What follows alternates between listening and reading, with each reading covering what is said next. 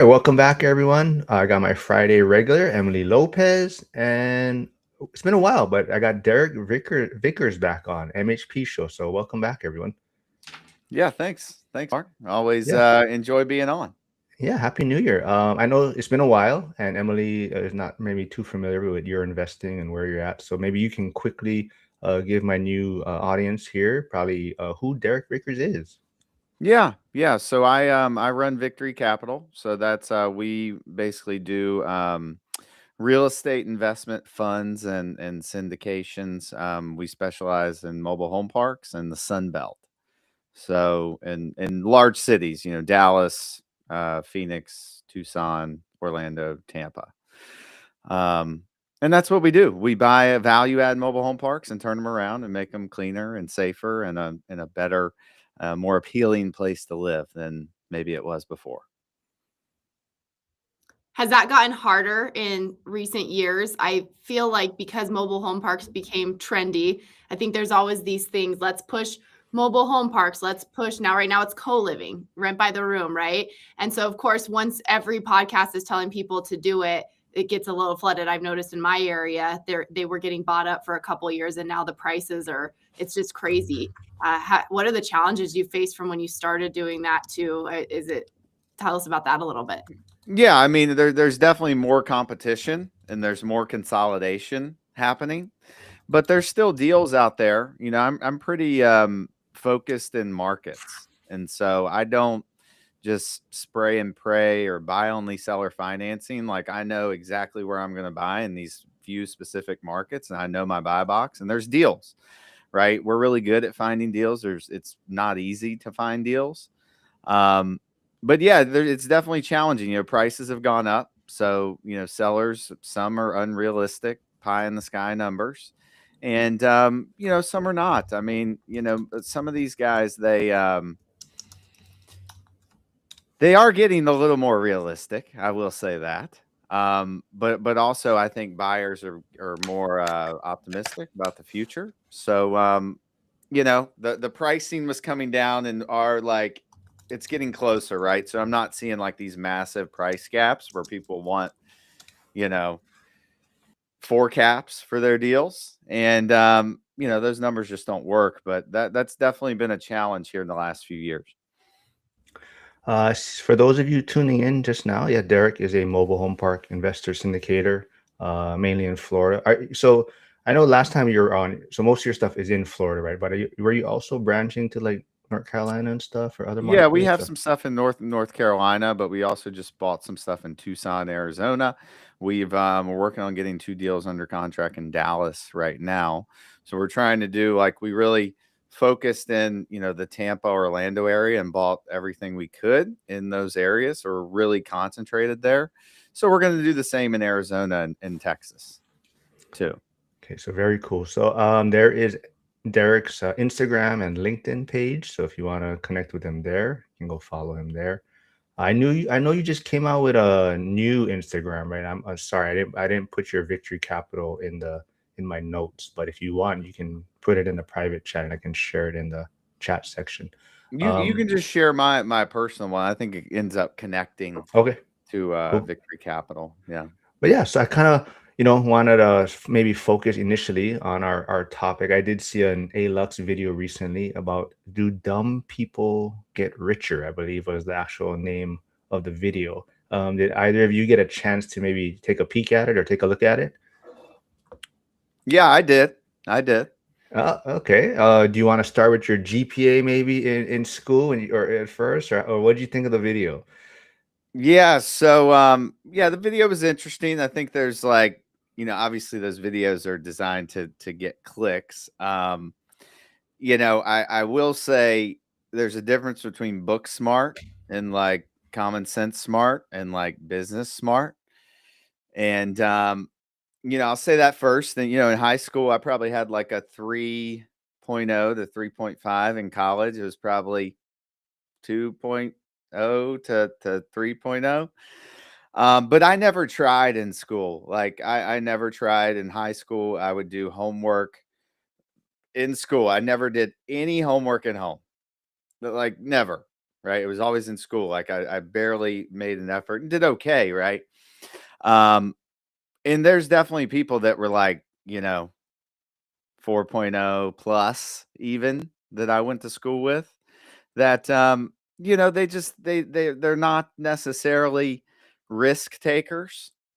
You got to have confidence to take risk, and some of these people are just like the people that are super book smart, right? Kind of focus on the wrong things, right? Or the intangibles that are there for entrepreneurs they may not necessarily have. It's not a bad thing, but on the other end of that, I think the video is missing some context because like some of these guys that go to Harvard and MIT, like they're billionaires. So like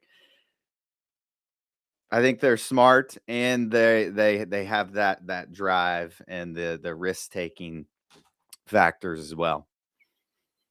What about you, Emily? I don't know if you're willing to share your GPA or whatnot, but what did you think of the video? I know I think there was 15 reasons they said. Was there 15 things? Was there anyone that maybe may have stuck out with you? Oh man, I think part of it is, let me see. I'm looking at the list right now. There was one that did catch my eye. I think the number 2, just the confidence gets you in more rooms and expertise. I always and I don't care to share my GPA. I was like 3.9 in high school, and then college.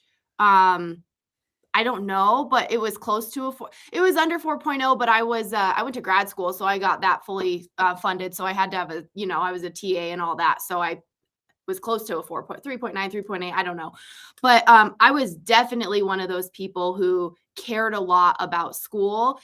And I wasn't the smartest.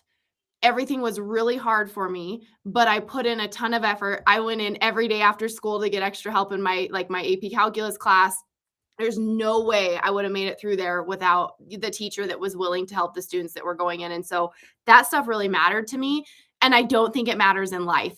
I think that unless you want to get into medical school or you want to get into a top tier law school or something where that GPA is really going to matter in that application process, when you get older and you look back on that pressure you put on yourself for things that just don't matter. I think for me, I worried so much because I knew I needed scholarships. And so I had to get scholarships and maintain scholarships to be able to do what I wanted to do education wise. But beyond that, I think sometimes have you seen the quote that says there's people less qualified than you doing what you want to be doing right now, basically because they have the courage to go out and do it. And I think we've all met somebody who they're doing really well. Maybe they're high up in a business or maybe they're really successful. And you talk to them and you go, oh, this is surprising once you meet them or you're around them a little bit. And then really smart people who they're not doing great. Maybe they're book smart, but they can't interact with people. They can't have those social conversations and people just don't want to be around them. So they don't want to work with them.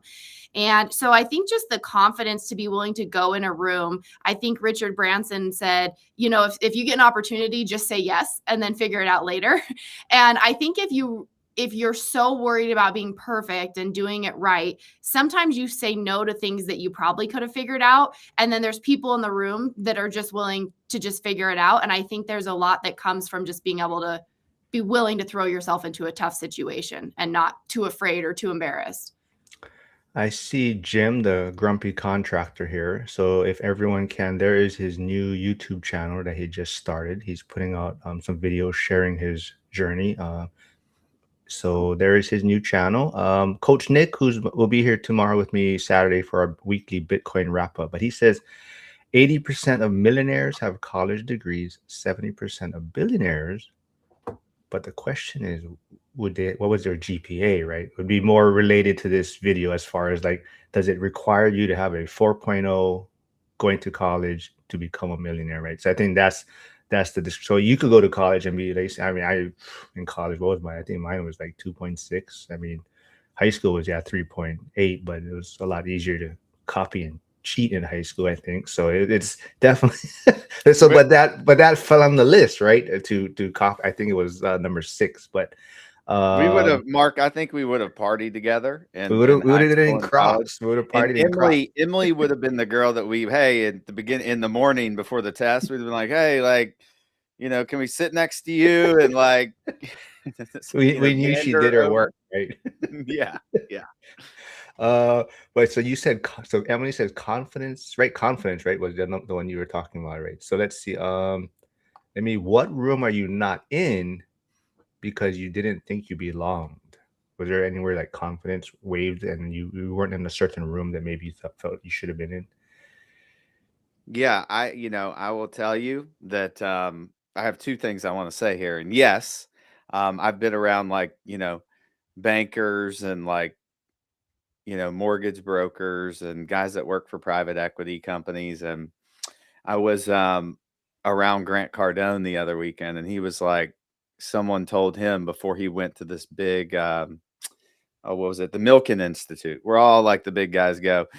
And some guy told him, was like, hey man, before you go to this thing with all these like supposedly high people, he's like, remember, these guys aren't any smarter than you because none of them have built a business. They're just basically like professional salespeople from like a private equity company. Like they're not as smart as you.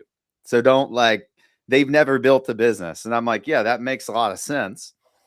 Like, because some of these guys, you're a glorified sales person, and you think you're all uppity and stuff, but you never built a business, which is very hard to do. And so I think of that now because I'm a country boy from the South. I grew up in a town of 2,000 people. Like I'm definitely not the smartest person, but I do think that I know how to do certain things, like build a company that not a lot of people can do successfully because it's hard. Like it's hard. And it's a pain in the ass, to be honest with you. I mean, you got to deal with staff, and I mean, there's just stuff, right? And the people that act smart aren't necessarily that smart, I guess is the point. And you guys are entrepreneurs. Like, not many people could figure out how to close deals like you do, Mark. I don't know. I looked at your profile a little bit, Emily, but you're definitely more handy than me. That's for sure. But like a lot of people don't know how to do this kind of stuff. So Harrison Trade Better 99 says, growing up in Virginia, I thought the SOL standardized test interfered with actual education. And Gus says to cheat on homework and tests is a way of creative financing. See, Gus will be right with us, man. that's We'll a all be good point. copying off of Emily. Well, and now all the kids, everyone's using AI. And it's funny because when we were young, I don't know if you ever heard a teacher say, well, you have to know how to do this because you're not always going to have a calculator with you. Well, guess what? I always have a calculator with me. I always have my phone. And so I think now more than they would have liked us to believe back then, it's more important to have critical thinking skills and be able to find information than it is to necessarily memorize and recite. Because I remember when I was younger, we'd have a fact. Oh, we don't know this. Is this correct? We had a stack of encyclopedias, right? Or you had to go look it up. Or once the first time, I can't remember what it was called. Was it Britannica? Once we had the online disc, not online, but it was discs of encyclopedias. Then I could use those for school that you had on your computer. But now you're in a group of people, you want a quick stat, you want a quick piece of information. Hold on, I can Google it real quick. And so critical thinking is much more important than memorizing information, or it's just so evolved than it used to be. Hold on. Sorry. Somebody, one of my tenants was messaging me. I was trying to read that. No. It's about the garage door. They wanted to see if there was a garage door opener. I guess they just moved in. That's why. I could probably do a whole podcast and just like if I could like third party integrate it to our messaging, the messages that come in. Oh yeah, from the properties every day, and you see what some people ask and the stuff that you would you'd be like, you guys have probably seen it, but this is just like oh, okay, so let's see, Emily, was there another one that stuck out to you? I got one for myself if you don't have one yet. So I want to say something about what Derek just said. Okay. Just on the messages that come in, critical thinking skills. the questions that people give you on a property that are such basic things. I mean, I know for me, I don't want to bother somebody if I can figure it out myself. And so I'm going to try all these options and then I'm going to reach out to my resource about how does this work? Do you know how many people have you sent an email and they say, I didn't get it. You didn't send it to me. And so you go check your sent, you make sure the email's right, you take a screenshot, you text it to them. Hey, did you check your junk mail? This is the first time I've emailed you. Did you check your spam? They didn't even check their spam before telling you that they didn't get the email. I had 6 people last week do that to me that knew I was sending them an email. I said it might come from an e-sign software, it might not come from mine. And then they're calling me because I didn't send them the email. They didn't even think. I would always check my junk mail first. And sometimes there's glitches, but same thing with renters, the things that people will ask you to, how do I do this or how do I make this work? And you go and it's a 2-second fix. And I think that critical thinking is so important, and a lot of people have lost that, and they're so dependent on having somebody to come and fix it for them. And so then they might be happier because they're not having to deal with their problems and other people are solving them for them, but it's really hard for them to progress because they don't have that basic thought process. To that point, like you said, your phone, having a calculator with you all the time. Yeah, like with the access to your phone, even ChatGPT now or some sort of AI software. I mean, there's so many ways to get an answer or figure out how to do something. And like even, Derek said, he was checking out maybe your page and stuff and was saying, he's not as handy as you are. But even for doing that, a lot of times some of these work, you can AI it, find a YouTube video. And that's why like Jim is saying, oh, that's your channel. But Jim is saying that's why Emily has the DIY channel so others can copy off her great work, right? So people get examples, see how they do things. But this is the YouTube channel, so if someone wants to go follow her DIY side. But definitely, yeah. I mean, is that also why you're putting that out there, Emily, to help people? Well, for sure, because I was so lucky that when I started investing in real estate, so Derek, before I started investing in real estate, I worked for a family in town that owned mobile home parks. And so I started doing maintenance and renovations and repairs when I was in high school in mobile home parks.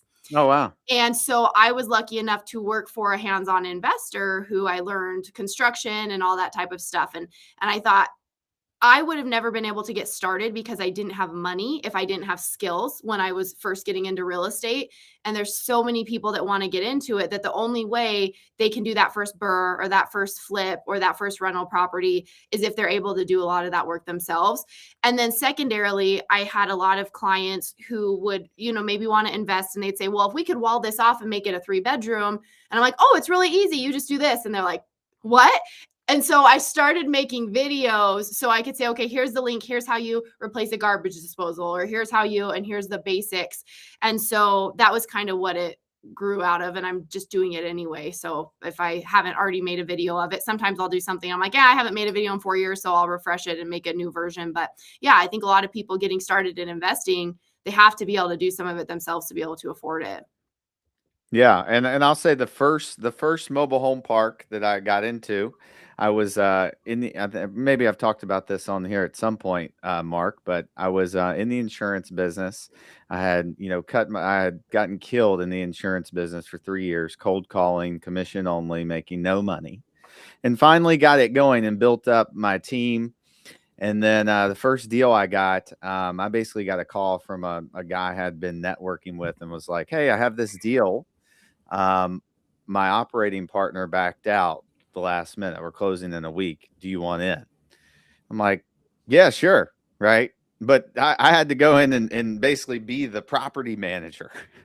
So I got cursed at and threatened, all the fun stuff that comes from that. But, to what, Emily was saying, like I had skills and like that I had built up in the insurance business and like to lead something. And just, knowing that I would make it go right. And I think in that video, it says something that like the successful, wealthy people, like they have this like almost delusional, like, hey, it's going to work out. I knew I was going to make it go right. Like I just like whatever happened, like you just kind of persist through it and figure it out. But, like some people would have been like, I don't want to do it. The park was nasty. Like if you looked at this park, you'd be like, yeah, Ooh, ooh, it was a rough one. But you just do it and figure it out. And some people don't have like the whatever to do that. And that was the catalyst to me, growing our portfolio from that one little park, because I decided to like, hey, I'm gonna go and figure this out. Flavio is saying, Emily, they will find it faster if you send them to a TikTok chat. People spend their time on TikTok chat instead of email.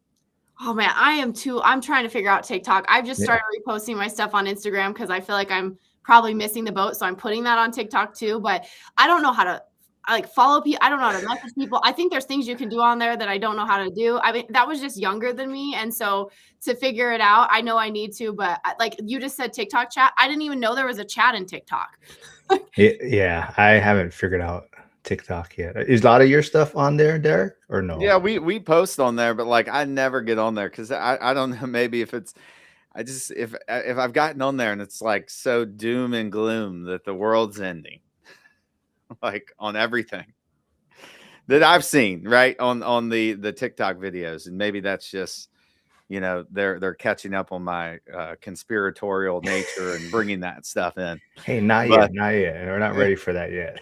but I don't spend a lot of time on TikTok. We post everywhere, but I have heard that TikTok ads work well, and it's a better bang for your buck than Facebook. But I don't know. We haven't tested that yet. So Well, but if you do want to connect with Derek, there's his Instagram and LinkedIn pages, so you can follow him, connect with him there. And there's Emily's YouTube channel and Emily's Instagram page.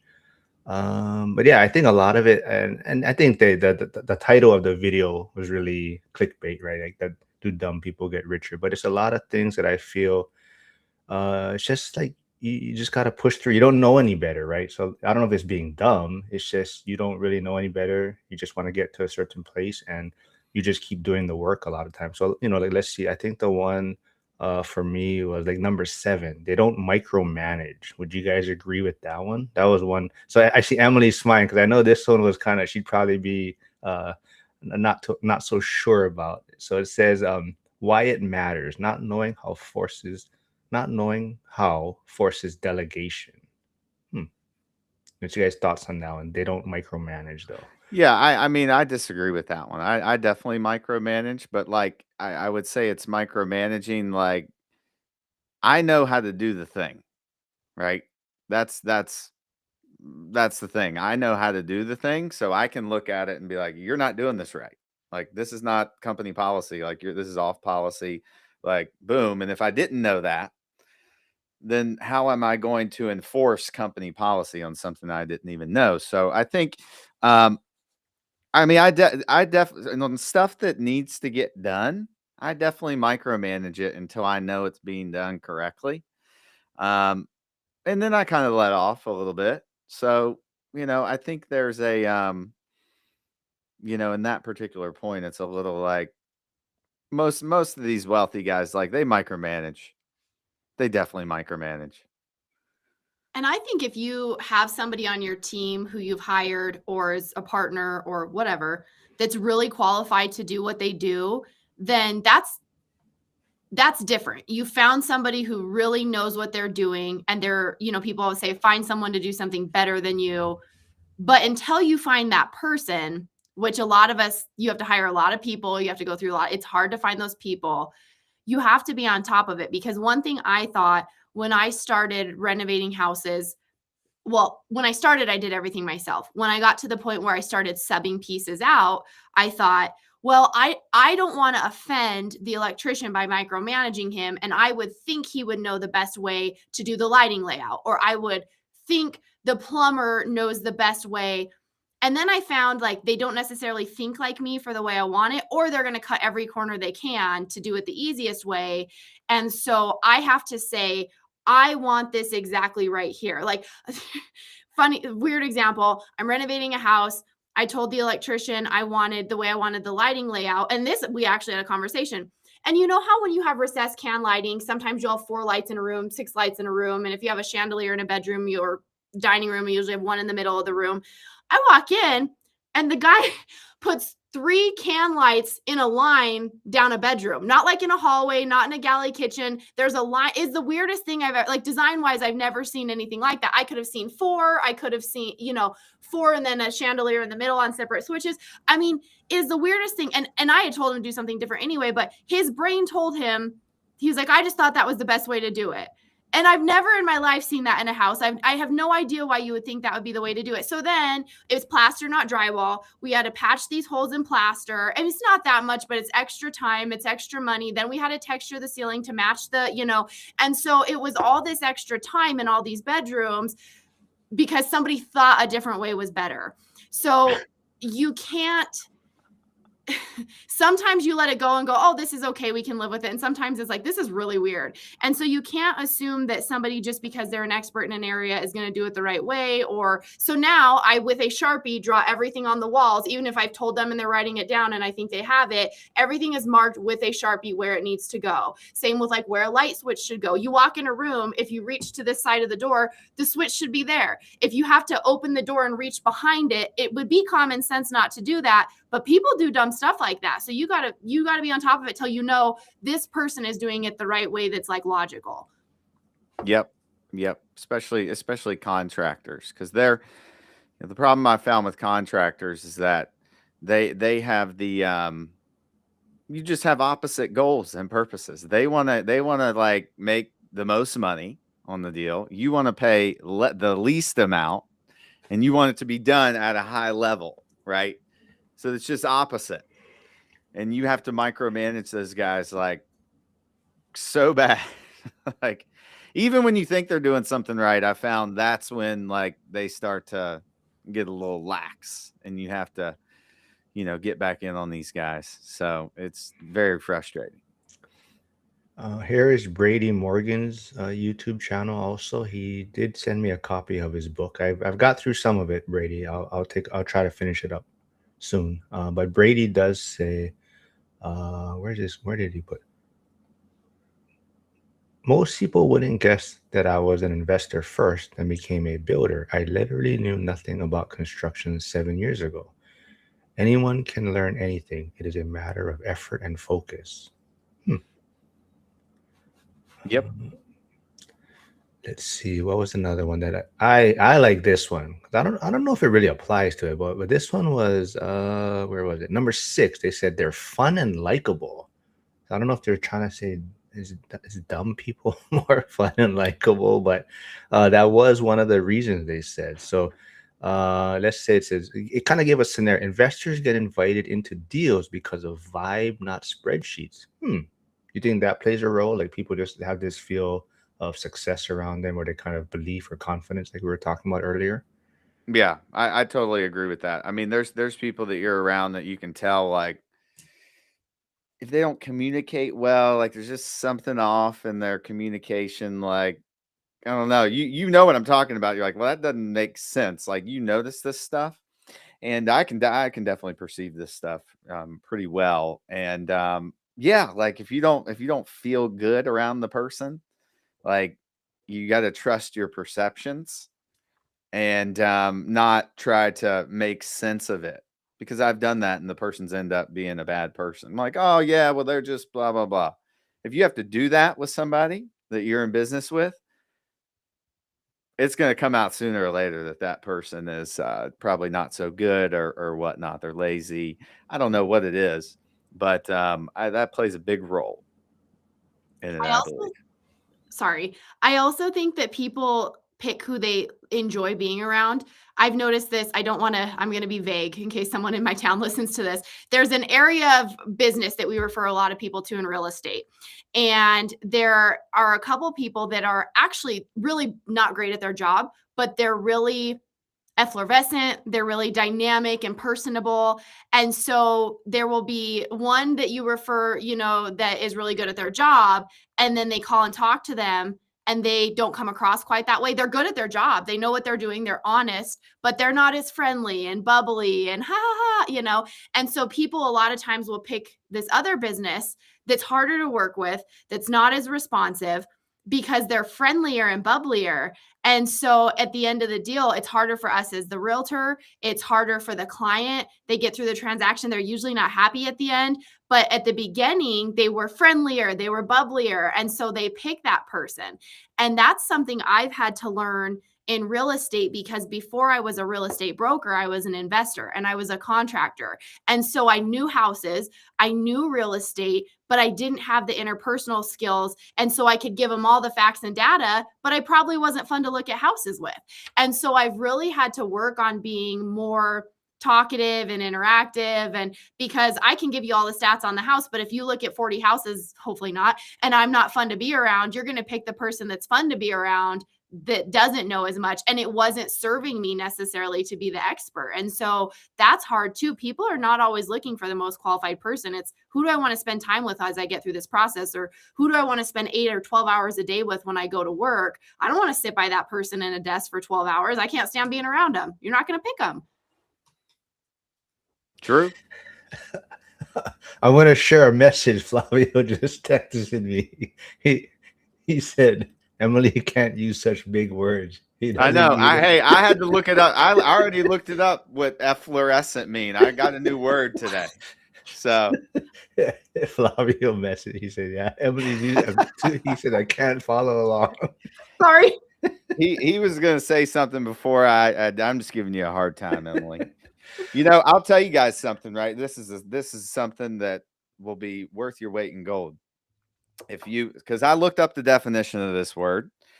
So if I get something that I don't understand, I just don't say fuck it and I'm going to figure it out later. I look it up and find out what it is. So now I'm going to know what that word is from now on. And this is how I get smarter every day, by the way, because I got a long way to go coming from where I came from.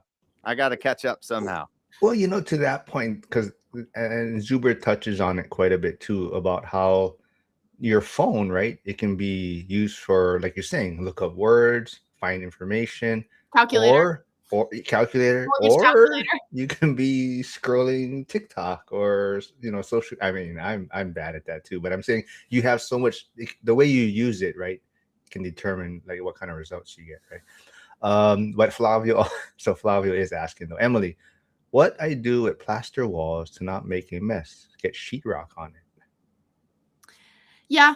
And so I think it depends sometimes on projects. If I'm doing a full gut, we'll just pull everything, but it's a lot of work to get all that lath and plaster off of there and haul that away. That stuff is heavy. Some people just put sheetrock over the plaster.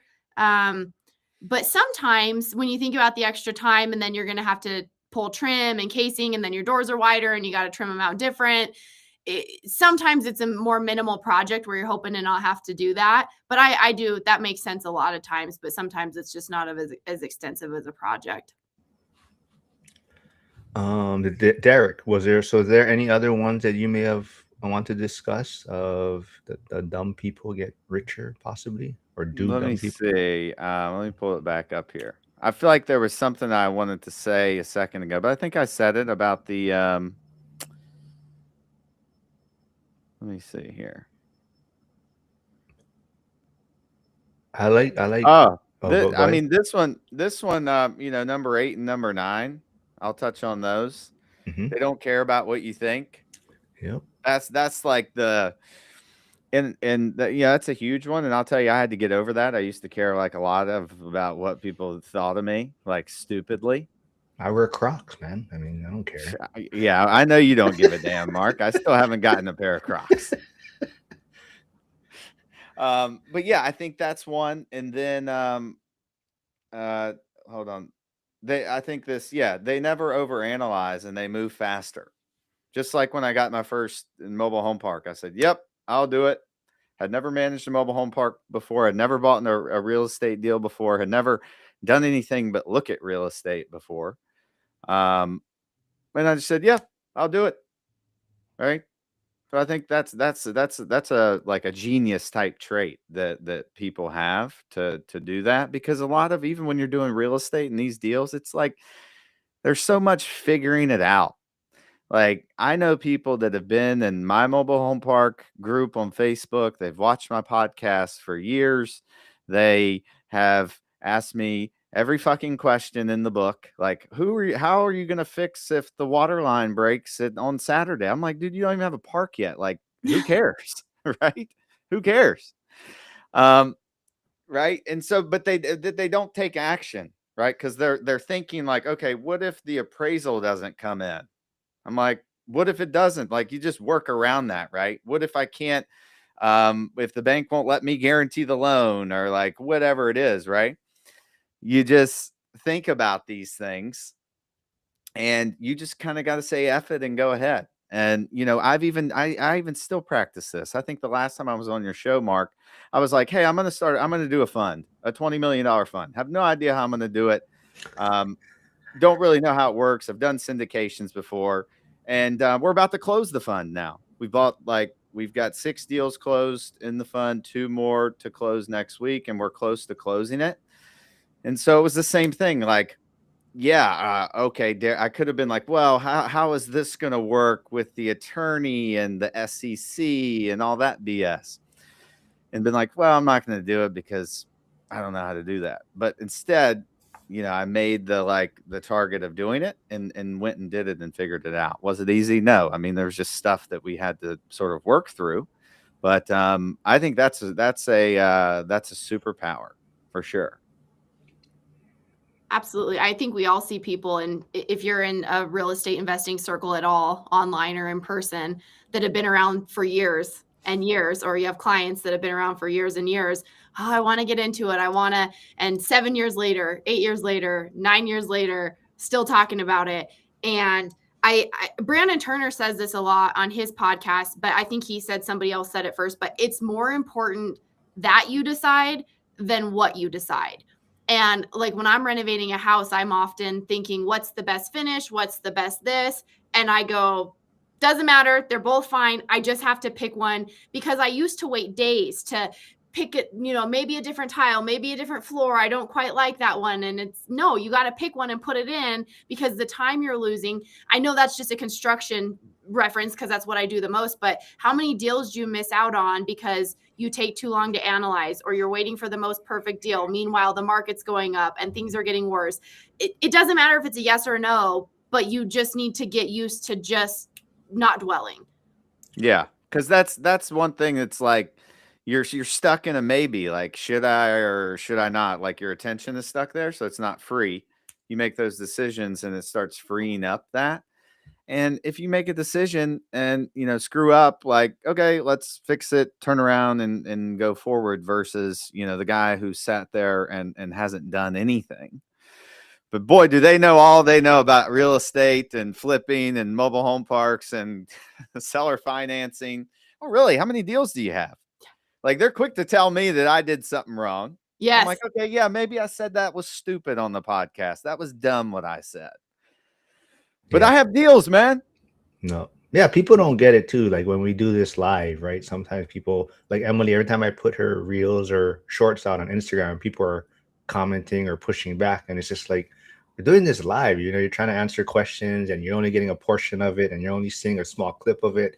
And then they're making all these comments, like, oh no, this, she doesn't know what she's talking about or something like that, right? But they don't realize, like, oh, we're doing our best, we're answering questions, and it's whatever. We don't have the time to do full research sometimes when we're doing it live. And also, meanwhile, that person has never renovated a property. That person has no rental properties. That person has never done a flip. That person is not, all the things that they have so much advice on.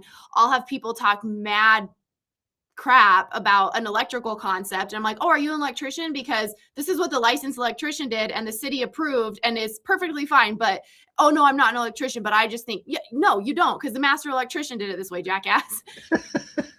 I guess it worked. I tried to do it while we were talking, but that looks like it's an Amazon link for Brady's book that he said that is on Amazon.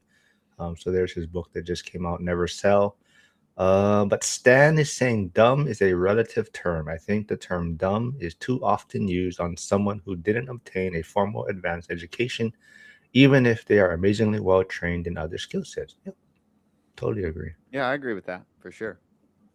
The grumpy contractor says, I would I will only do the remodel or rehab if I can remove all of the plaster every time I have it. It has cost way more in the end. I think it depends on what type of project you're doing, because there's a lot of people doing lipstick flips, which I'm generally not, because I wish I could find those for the prices I need to. But yeah, I think it really depends on what type of projects you're taking on. Stan also says, "What if X happens? Is a bad mindset. If it happen, oh shoot, if it happens, deal with it. Then problems will always come up. Find solutions as they come." Yep.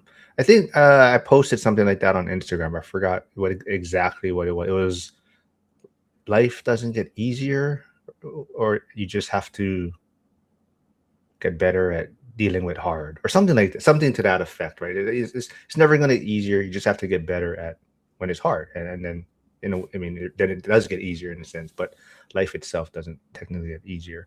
Yeah, you're Uh, always going to you're always going to want to level up. I mean, I guess it just depends on what kind of personality you have. So you're doing $1 million deal where now I want to do a 5, and now I want to do a 10, and now I want to do a 50, and then I want to do a 200. Like, it's going to be a pain in the ass probably each time that you go up, because there's going to be different stuff. well, to that, number 12 was they fail upward. So that was kind of along the lines of what you're saying, right? Failure becomes a leverage, it's saying. So are you avoiding failure or are you avoiding growth? What do you think, Emily? You think people are just kind of afraid of growing or comfortable? You got to take micro fears.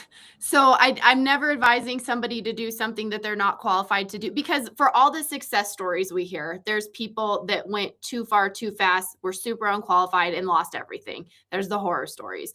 And so I feel like you have to, which I'm more risk adverse than I probably need to be. And there's people that have a little bit more courage and have grown quicker. But you also got to look at, people will always say, oh, if you invested in this stock this year, then you'd have this much, or if you bought these properties here. Well, for all of those stories, there's also stocks that went to zero and companies that crashed and people that lost everything. So you gotta do some due diligence as well. But I do think that I think you might have posted this and I reshared it maybe a month ago, but bite off more than you can chew and figure out how to chew it. But to an extent, if you there's always know yourself, know what you're capable of. But yeah, you do have to take these micro things that maybe you wouldn't have done last year, you're going to do this year, and go a little harder, a little bit harder. But if you've never bought a property before, don't go get I don't know. There's just a point where it's too risky, but you got to be educated about it. But yeah, do something hard. And it's probably scary because you've never done it, but it doesn't mean you're not qualified and you can't figure it out. Absolutely. And if you're younger, I definitely agree. Push it a little bit more, because you are just like your body, right? It's just way more resilient, right? So you're able to push to the limits a little bit more, and you recover, or it's easier to recover from maybe an injury or what. I mean, you don't want to get hurt, but if you do get hurt, it's definitely easier to recover at a younger age. Yeah, if you're 19 and you're living with a roommate and you're renting a house, that's a lot different than I'm 40, I have 5 kids depending on me, and I'm just going to risk it all and I don't know what I'm doing. I mean, there's a level of measure depending on, I think, where you're at and who's depending on you too. Yeah, I mean, I agree with that, to a degree, and but the entrepreneurs, guys, they're going to be like, I'm trying to hit freaking home runs. I'm trying to hit home runs, and I'm very risk adverse, but not if I know what I'm doing. If I know it, okay, let's roll. We'll figure it out. But I'm not gonna go start a Bitcoin hedge fund, a crypto hedge fund. I don't fucking know anything about that, right? But if I'm hey, we're gonna 10x the fund that we just did. My God, how the hell are we gonna do that? I'm gonna be talking to these freaking Wall Street crazies to do that, right? But yeah, so it's at some point, I think there's, taking risk is still a good thing if you know what you're doing. But yeah, and I think I'm mentioning more. There's so many stories just in my life of people I've been adjacent to. I'm gonna quit my job and invest in this weird random scheme, Yeah, that's dumb. pyramid schemes, and it's people that are not educated. They don't know, something seems too good to be true, and it is, and they quit a good steady job. First of all, you usually can start what you're doing while keeping your job, at least, so you have that buffer, and then transition. I just think some people go all in, and it's a personality type. There's people that I watch that I've known for many years. They do it over and over again. First it's this, then it's this. And every time they're just losing and kind of digging themselves out of a hole a little bit. And it's going to be this next thing. It's going to be this next thing. And it never is. And they don't understand what they're doing. That's kind of the person I'm referring to. If you know what you're doing, if you know mobile home parks and you have a system and you're going to do something a little more risky than what you did before, that's a very different situation than I'm going to go do something crazy I know nothing about and give up every income source, pull my retirement, everything. Yeah. Like I'm going to go start, I'm thinking about starting like a daycare fund in the state of Minnesota. I knew it was coming. You know, you guys want to go into business? You guys want to go into business with me? Yeah. That's what we talked. Who were we talking about? I forgot who I was with. They were talking about that. Man, I forget. I think they were selling something, and Lauren on Wednesday, the other week, I think she was selling a property, and she needed someplace to put the funds, and we were selling. Oh no, she's doing a boutique hotel. That's why. And they're like, why don't you just put a daycare up or something? But Aaron graduated. He put that on his Instagram. He had graduated from a Leering center recently. Oh wow. Yes, yeah, Aaron. He as soon as I wake up, the first thing I see is him stirring the pot over on Facebook. Today it's Greenland. He had something on Greenland he posted there. But I did put the YouTube link to the ALUX video, so if anyone does want to go check it out and see what we're talking about how you had some reasons why maybe dumb people get richer. But this one, I'm sure this one probably relates to you, Emily, quite a bit. Jim, the grumpy contractor, saying too many inspectors take their course and their test and think they know it all. Oh, I see, Emily.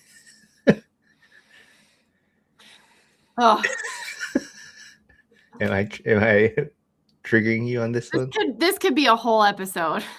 I have literally had times where I had to pay. So as a real estate broker in a transaction, I'm maybe the seller's agent or maybe the buyer's agent, but they feel like once an inspector fearmongers somebody, they're horrified and they just have so much trust in these home inspectors.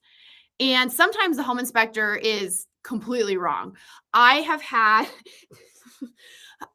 for a good example was, we used to have these GFI on the outlet, and now a lot of times they're just doing GFI breakers. And so the outlet does not have the test reset on it. And so when they started using those, a lot of the inspectors were saying this isn't GFI, and they weren't educated enough and informed because they're not electricians to know the whole breaker is on a GFI. It's not on the outlet. And so there were times where that's a specific example, but there were things that were wrong where I would say this isn't right, but I'm the realtor and nobody wants to listen to me. And so I would have to pay an electrician to go like $150, $200 to write something up to say that, no, this is fine. The home inspector was wrong, to ease the fears and make the buyer client comfortable because they're trying to get it switched out. And it's like, no, you're not going to put the receptacle when you have the breaker. Just things like that. Some states, they're not even required to be licensed. In Wyoming, they're not. So you don't have to be licensed. You do not have to be insured to be a home inspector. And so many states you do, but they know a little bit about a lot of things, and most of them are not an expert in anything. And so they also are not very good at explaining to buyers that every house has something. Every house has stuff, even new construction houses. There's things that are going to happen. And so you have to point everything out, but you also, I think, have to let people know what's reasonable for the area. Like in Wyoming, we have a lot of freeze and thaw. Everyone's driveway cracks. Eventually there's crack. I mean, now if they're disjointed and shifted, that's different, but everything just cracks around here. New construction, if you pulled up that carpet on the slab in the basement, that would have cracks in it. And it's not a problem. It's just our climate. But if you don't explain that to your client and they're terrified of it because they came from a different climate that doesn't have that type of soils, it's just, yeah, I could go on forever. I'll stop now, but yeah. I need Emily to come run all of our projects that we have going on, because you don't F around. I don't think it doesn't sound like you do. You would be good at that. Flavio is saying, Jim, like Cody said, never overdo properties. Most of the millionaire landlords that I know, they do basic stuff. But that's a little bit different, I think. Like for you, Emily, you're not always putting it as a rental, right? Yours are a little more flips, right? Yes, comma, I'm overdoing my properties. That's But something you enjoy it too, though, right? Like yeah, you, but I'd enjoy more making more money. okay, that's fair, fair enough. So I'm learning that. I think it's hard when you're a contractor and then you are investing in real estate. But I did get to a point where I realized if I'm doing the finished quality of in our area, 500 and up is a pretty expensive house. If I'm doing the finished quality of a $500,000 house and I'm going to sell it for 240, that's stupid. There is no reason. And I'm not saying cut corners, but I used to do things like I want one floor with no transitions anywhere. So even if I had hardwood I could save, I was going to level up the whole floor and do a new floor everywhere. This one I'm working on now, there's hardwoods we can refinish everywhere, but not in the kitchen because they had vinyl in there.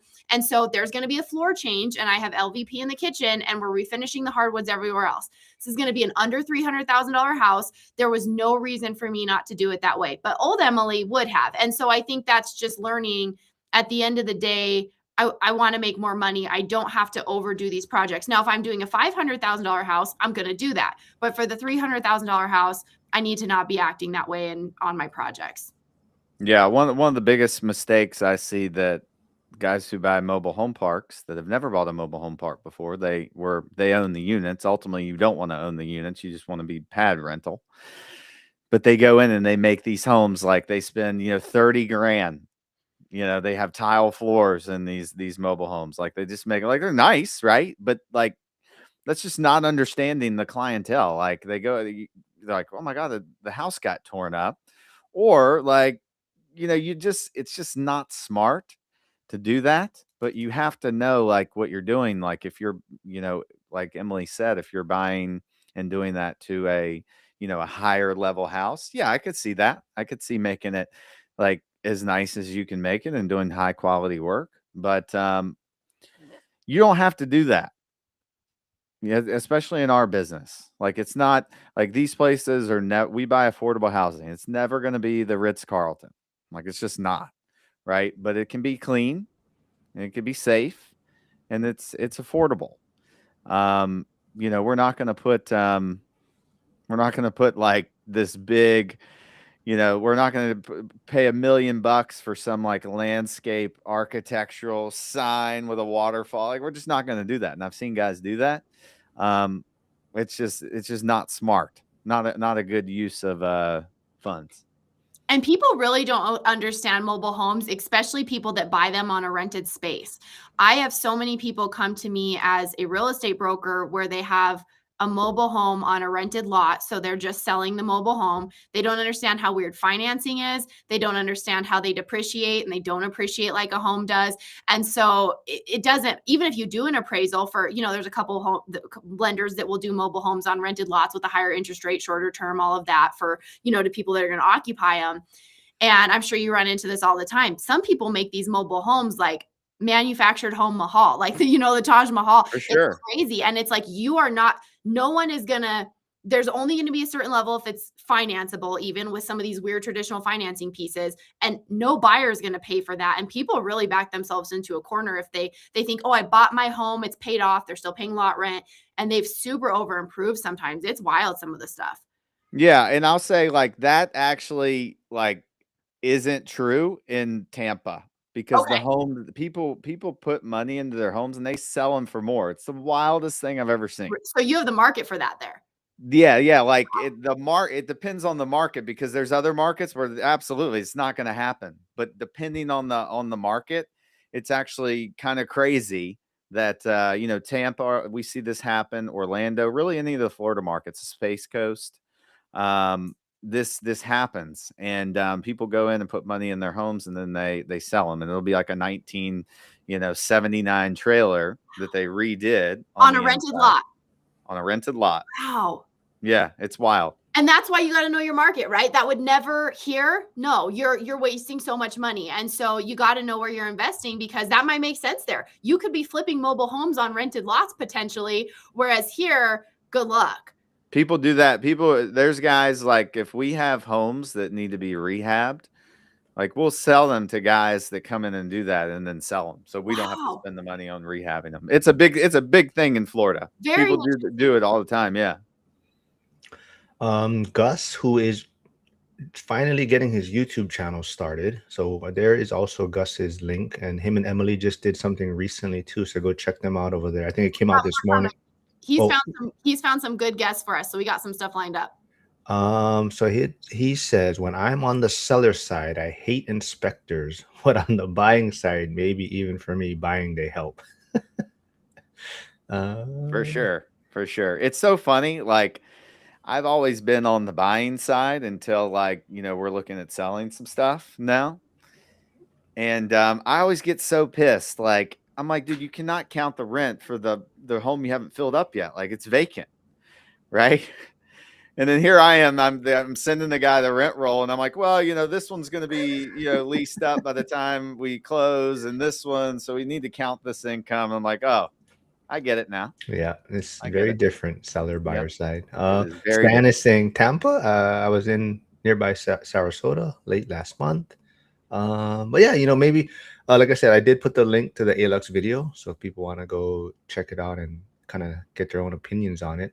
But I also want to kind of touch a little bit on, since I don't really have too many mobile home park investors on that often. And Emily, we've talked about kind of maybe what Trump's policies are, maybe to help with the housing market, midterms coming up. But is any of this type of noise out there impact like mobile homes in any way to some extent? Which noise? Well, just as far as talking about banning institutional investors, buying mortgage-backed securities, trying to lower interest rates, capping credit card interest rates at 10%. So these type of things that he's kind of gearing and trying to help affordability for maybe single-family homes. But does this in any way like mobile home parks? Well, Come I into mean, anything? if rates go down, yes, it helps if we start buying now, because as soon as the sellers figure out that rates are going down, the cap rates are just going to compress, get lower, and prices are going to go up. Right. So from a buying perspective, yeah, I mean, I like it because it's puts more certainty in the market. But again, sellers are going to be more stiff on price. Um, as far as like the credit card thing and institutions buying homes, like honestly, I think institutions don't own that big of a percentage of single family homes anyways. Like Blackstone doesn't necessarily they're not going to go buy one house. They want to go buy Marc and Emily's portfolio of 6,000 houses or 10,000 houses, right? They're not just buying one home. So I think it's, a lot of this shit where they blame the rich for everything. It's like, it's just a good media talking point, because unfortunately most people are not wealthy, and it gets everybody all like, ooh, let's get mad, right? It's their fault. I don't want to take responsibility anymore. Here's someone I can blame, right? And so it's a lot of that. And I mean, I like Trump. There's stuff he does that I don't like, but I think that's just kind of you know, it's a talking point to make everybody feel good. I don't know how Absolutely. much effect that would actually have, like on a company like Blackstone or Apollo or somebody like that. But our business really, it like skates above some of this economic uncertainty, because it's the cheapest place in town, and people always want to live in the cheapest place in town, and they're scarce. They're not building anymore. If they're building some, they're in the middle of nowhere. Right? You can't build one in Tampa. You can't build one in Orlando. You can't build one in Tucson or Phoenix, Dallas, wherever. You can't build it. So it's scarce, right? And you might be able to find, and we have $1,000 lot rents in those areas. I know that sounds crazy, right? But apartment rents $2,300, right? So it's way cheaper. You might be able to find another apartment in another place, but you're going to be in the hood, and you better carry like Marc does, if you're living there. And Flavio is gonna make a comment pretty soon about a bulletproof vest or something. yeah, or something, man. You're gonna need something. But yeah, I think with the big beautiful bill obviously helps us with bonus depreciation. Like I just looked at one of our cost seg reports. Do you guys do cost segs on your stuff? I have not, but yeah, No. I think I know a lot of people are they're glad that it's back. Yeah. Yeah. So this is why this is great. So we bought this park for about 3.1 million. We put 30% down. What's that? 900 grand, 930 grand. And I just got our cost seg report back. We can take like $2 million of bonus depreciation in year one. We only put down 900. It's crazy. Yep. That's nuts. Yep. And now look, it's a tax deferral. We'll have to recapture that depreciation when we sell it, but I can still multiply money faster if I Yeah. have it, tax free now. Yeah, exactly. So that's a big help. But you're cheating. People would say you're cheating and you're right. So that's part of the issue, right? A lot of people, and like the going back to the original topic, talking about dumb people get richer. But just to that point, there is people out there that aren't paying attention, and I'm not saying that they're dumb. They're just not aware like how the system is being used, and people are taking advantage of these things and using the tax code out there, right? So there is people that maybe ignorant is the right word instead of dumb, right? They're thinking someone's cheating or these doing things illegal, but yet it's all there in the tax code, right? So people are using it to their benefit.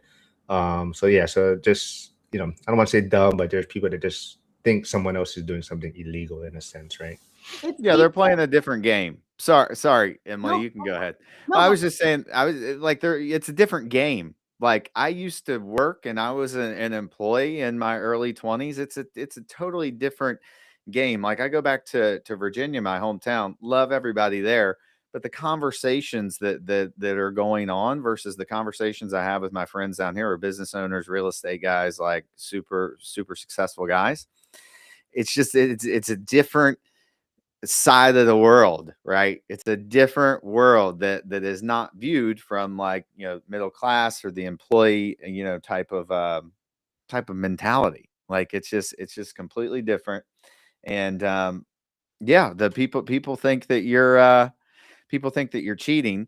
But one other point I wanted to make too is that I watched this thing on YouTube the other night. It was about this German developer, probably worth a couple $100 million. And they were interviewing him, and they were interviewing like his security guard that worked at his buildings, and like his like some people that work in the clerical like office. And the interviewers were asking the people that worked in his office, like, hey, how do you feel about Mr. I forget his name? Like, he has a private jet, like he has a pool, he's got a whatever house. Like, how do you feel about that? And they're like, yeah, like, it's good for him. Like, I don't think it's unfair because I would not want to be in his position because I don't want the responsibility that he has. And so I thought that was an interesting point. Like, some people realize, like, dude, that's a lot of responsibility. I don't want to do that. But that's like an intelligent person looking at it. But a dumbass would be like, oh, they're cheating. Like, dude, you would not want to go through some of the shit that I've had to go through, like in this last year, like needing $1.5 million the day before closing, or you lose a few $100,000. Like, that's not fun, right? That sucks, right? And most people wouldn't want to deal with that, right? So, anyways, I'll get off my soapbox here. No, it's just like you said before that people that are in a certain position, people that are really struggling, some people will look to examples, mentors, people that are doing well and say, I want to do this. And now with social media, so many people are showing you the way. And this is how I did it. They're not hiding anything. There's no secrets. And they can put all that information out there because no one's going to actually do it. They can tell you exactly what they did, and no one's going to be willing to put in the work. And a lot of people just want to say, oh, well, nice for them, whatever. And then you have the other people who are willing to put in the work. The tax options, the tax benefits, the tax code is available to everybody. It's not like it only applies to you and you're the only person. Now, that wouldn't be fair if only you got to use it, but it didn't apply to everybody else. Anybody else can use it. They don't want to live the life. They don't want to put in the work. They don't want to do the effort to learn and take advantage of it. So as long as the same opportunities are available for everybody, it's up to us to take them or not. And people want different lives. And so, but people that are stuck and want to stay stuck love to blame somebody else for the position they've chose to let them, not that maybe they started in, the position they've allowed and chose to stay in. Yeah, couldn't agree with that more. Gus is saying, get rich so you can make more money for being rich. He says, I That's love true. it. That's, I mean, the system, fortunately or unfortunately, favors doers. I mean, it is what it is. Like, it's never going to be. I mean, I don't know what people's definition of fair would be, because, I came from a small town. I freaking cold called and like it sucked. Like I had to like figure out how to had $5 on a credit card and $4 on a debit card, and I had to like put a little bit of gas in my Trailblazer with a dent in it so I could go cold call and try to pay rent on Friday. Like, so look, anybody can do it, right? And I've been through it and it sucks, but you can pull yourself out of it if you want to.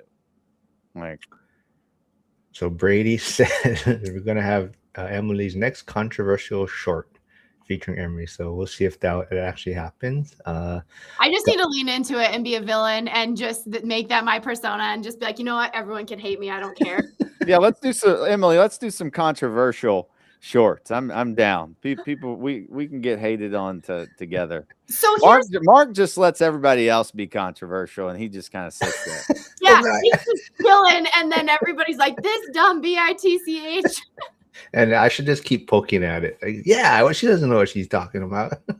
Marc's so like, views. This will be a controversial one. This is so to F.I.R.E.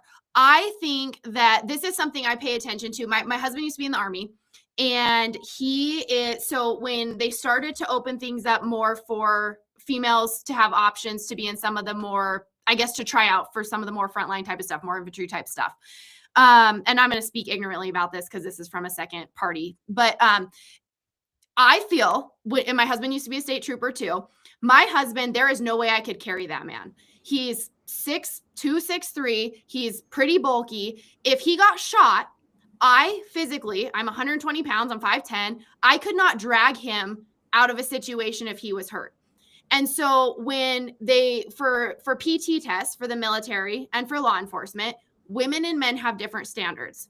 And I get that women and men can do different things physically. Do I care if you are an officer in an office as a female, if you have a different physical standard? No. Maybe you're good at intelligence. Maybe you're really good at analyzing. But if my husband is in infantry and he's in the front line and he gets shot, and you had a lower physical standard, and you, Marc, is a firefighter, same thing probably, and someone can't carry you out of there because their standard was not the same, they're saying it's fair because physically women and men are different, right? My strength level to my cousin who's skinny like me but is way stronger than me is different. He can carry more than I can carry. He just can. Even when we were the same height, the same weight when we were kids, he could carry more weight than I could carry. And so I don't think it's fair that my husband's going to get shot and left somewhere because someone had a lower standard and they can't drag him to safety. But he could easily throw someone over his shoulder and get them out of there. And so I think you should have the same opportunity because there are females that could carry him, that are strong enough, that are bulkier, that have the strength, but there's some that can't. And I don't think that his life should be at risk because somebody has a lower standard. If you can meet the standard, the same standard, then you can be there. But if you can't meet the same standard and it has to be eased for you, I don't think that is fair to the other people that you can't save. All right. Have a good weekend, everyone. We're signing off right now, and we'll wrap it up now. No, but let's see. Brady says, "Love it, Emily. Speak the truth and ruffle feathers." Yeah, that's the truth. Flavio is saying Emily should bring her husband on the live one day. I don't know. You think he'll do it? I don't I think he might one time. I mean, he just doesn't really care about real estate. He'll come and probably talk to y'all about politics. Oh, And he'll talk we'll to you, bring I don't Aaron. know We'll if he bring knows Aaron about on. We'll real bring estate. Aaron on. Yeah. Oh, him and Aaron. Yeah, that would. But to your point, I don't know. So I'll just speak of it like a lot of the fire departments. And to your point, I wouldn't say they have separate standards, but they have changed the standards to enter to probably accommodate more people. And a lot of that also is from funding purposes. So there's more funding for accommodating more people to get in. So even like the stations now, because they have to be built with separate showers. So like there's some that are like community showers, the old stations, right? And that's not going to fly for the most part nowadays, right? So even for funding purposes, all the new stations being built have to be built a certain way, certain compliances. So it's all money involved also. So that's also why standards have been changed to accommodate certain people to possibly get in, or more people, different people to get in. And then there's more funding on that standpoint. And I'm trying to stay as even. Yeah. I just think if you have I have to be able to carry this amount of weight, I have to be able to run in this amount of time, I have to be able to do this many pull-ups or whatever. I don't care if you're a male or if you, I don't care. But I feel like I should have the opportunity if I want that job as a female, but I should meet the same standard you do. And if I can't, then I don't think I should be in there, because you shouldn't get left in a fire because I can't pull you out of there. But so to that point though, the standard changed, right? So they changed it so the people are passing. It's just they accommodated it to. Yeah, so they're putting you all at more risk, because the standard changed, but that doesn't mean you don't get left in a burning building, because now, you know what I'm saying? Like you're Yeah. putting. Oh yeah, absolutely. No, I agree with you. I'm just saying that the standards have been changed. So it's not as if someone's not passing or passing a different current standard, but they may not have passed the previous standard. Well, why are we doing that in our society? You know, why are we making everything easier for everybody? And instead of saying, hey, let's be better, let's be more successful, because people, if you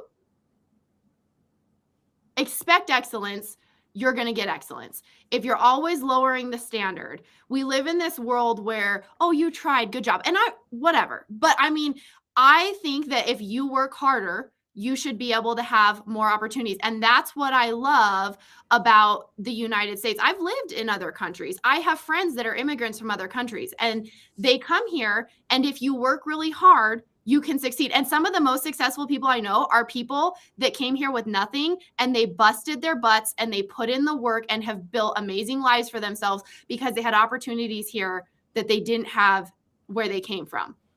And I think that when your reward and your success stops coming from your effort, we don't use red pens. We don't want to hurt kids' feelings. We don't give bad grades anymore.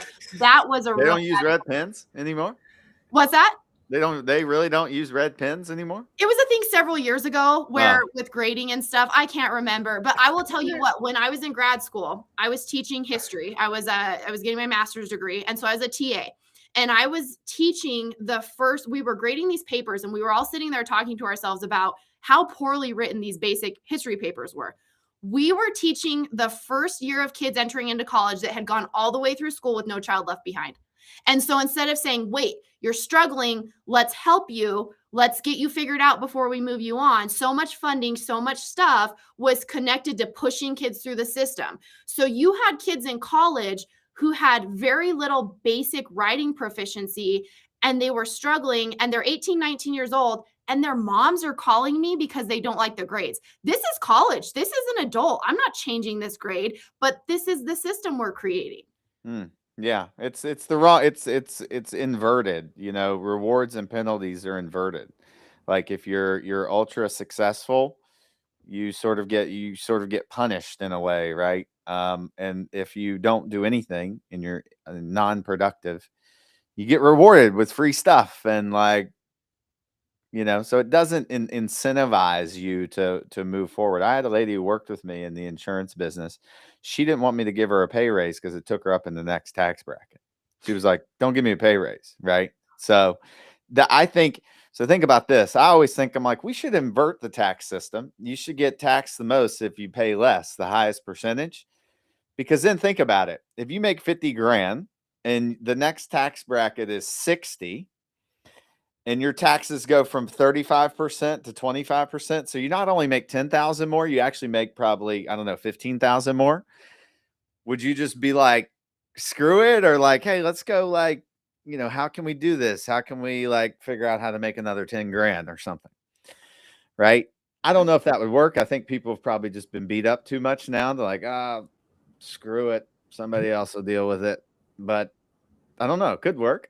Well, my agents in my office, the way my brokerage is set up, they have a cap. So I have a ratio and a commission that I take. Once I get that much commission in their year, they get 100% of their commission for the rest of the year. So if they kill it and that second part of the year, and some agents hit their cap in a couple months, some of them don't hit their cap, but they're rewarded because if they really kick it into gear, they get 100% of their commission. Some businesses have structures where up to this amount, you get this percentage, up to this amount, you get this percentage, but there's an incentive for them to do more because, man, I'm really going to keep and retain more money.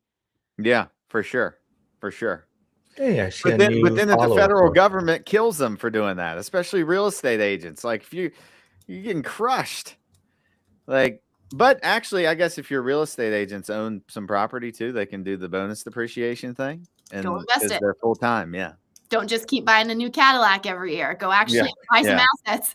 Yeah, right. Hey, Mark, quick Yeah. question. They have Buc-ee's in Hawaii?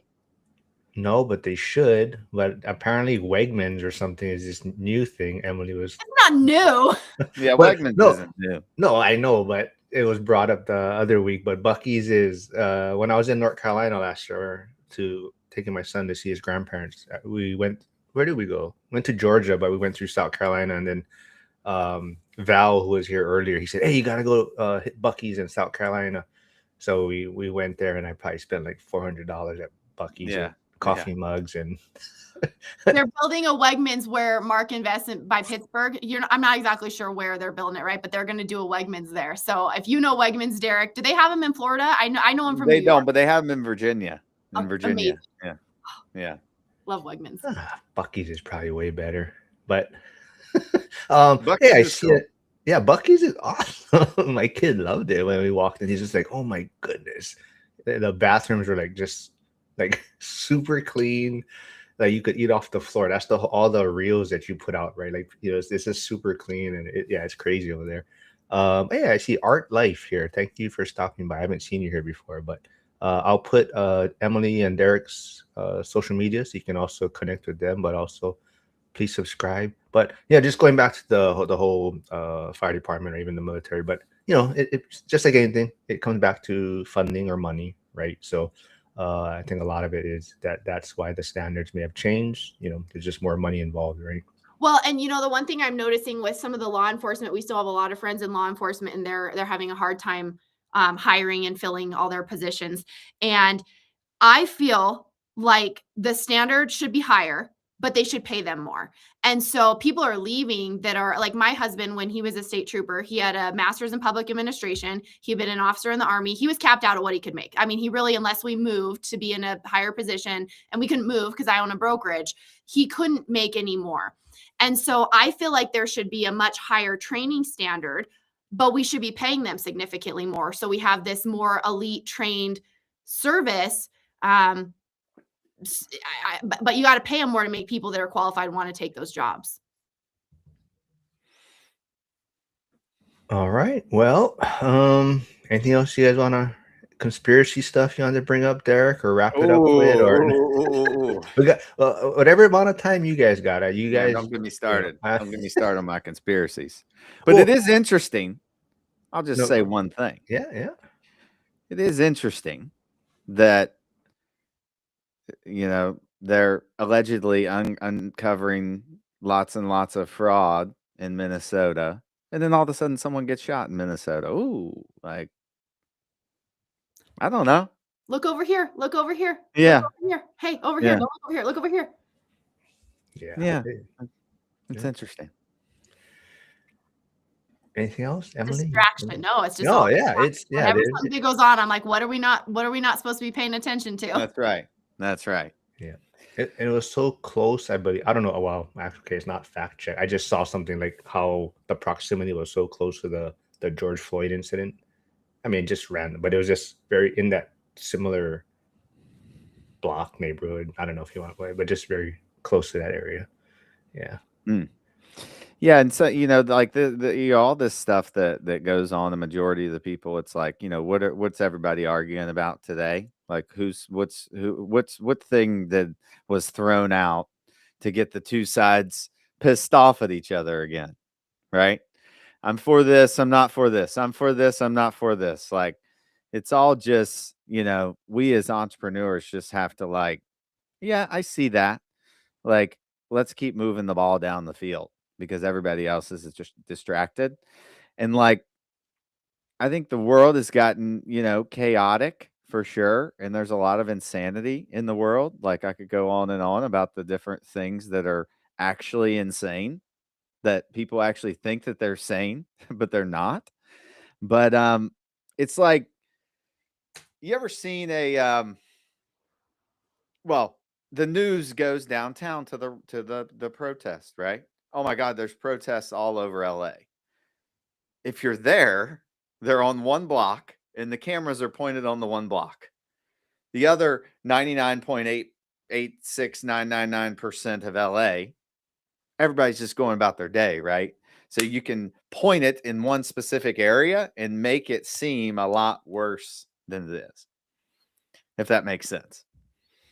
And I think I find if a lot of people are really elevated, especially when I watch Facebook, just my local Facebook, holy moly, the amount of things that people are aggressively, hatefully spewing, these blanket statements publicly, like people that own businesses sometimes. And I'm like, how are you? If you actually have somebody who has the self-awareness to have a conversation, even if it's a friend that feels differently than you, because some people are like, if you don't believe me, delete me, we're not friends. But even people on different sides of things, if you actually sit down and have a conversation, and not a 15-minute a conversation where everyone can say everything they need to say. Most people are not that far off from each other. They have similar core feelings about how to treat people and how things should be. And maybe they feel a different person can make that happen in a different way. But we're a lot closer than we think we are if people would have conversations instead of rage screaming posts on the internet. And the less we actually interact with each other in the world, and the more we're just making posts and not having in-person conversation, this is getting worse and scarier. I do want to just like Derek, you're talking about kind of where, wherever the media is maybe at the event or what they're picturing. But so this was on X, and this was just talking about like how like CNN reports inflation, right? So uh it was 6% inflation under Joe Biden versus 2% under Donald Trump. But CNN reported it. So U.S. inflation is still high, but it's falling. Last month's consumer price index measured 6% down from January's 6.4, and that's how they presented it under Biden, right? But under Trump, they say U.S. inflation remained at 2.7 in December, underscoring persistent cost of living challenges, right? So it's gone down quite a bit, but yet they're trying to say under Biden, right? It's a almost a rosier picture, right? So it's just interesting how the media spins thing into kind of getting people, like you're saying, to react against each other and whatnot, right? Yeah. And he is a business. People need to remember they're not these neutral actors. And I remember during COVID when things were just crazy and we would switch back and forth between the news channels at the same time. You go Fox, CNN, and they'd be talking about the exact, just to see the lens. I think the thing is we just got to be critically thinking. Think what you want, believe for yourself, but know how to critically think and not listen to what people are telling you. I don't care what you believe. I just care that you believe it for yourself and you're doing the research. Yeah. Very true. Well, I don't know if you guys got anything else. I just want to kind of wrap it up with, like I said, our original topic was on do dumb people get richer? And the closing is dumb isn't a lack of intelligence. Dumb is the cost of starting. everyone starts dumb. The winners just start anyways. Yeah. Anything else you guys got? No. I don't think so. I don't think so. All right, I'm glad you could do it, Derek. Man, it's been a while, man. Like I said, Yeah. Happy New Year. I believe what another. I don't know if I talked to you. Did you have another baby? Right? I don't think I talked to you since then, right? Or No, was it? no, Yeah. yeah, we Yes. have another one now. We have Yeah. she's 7 months now. Yeah. Congrats, So, man. yeah. Do you really have 5 kids, Emily?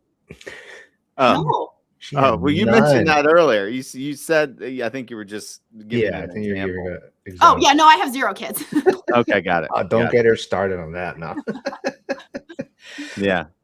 All right, everyone. Thanks for tuning in. Emily, thanks for always doing this on Fridays with me. I'll be back tomorrow morning, 9 a.m. Pacific, with Coach Nick, Lead Pray Huddle, for our weekly Bitcoin wrap up. And everyone, like I said, go check out Brady's book on Amazon and go hit up Derek and Emily on social media and connect with them. Thanks, everyone. Bye.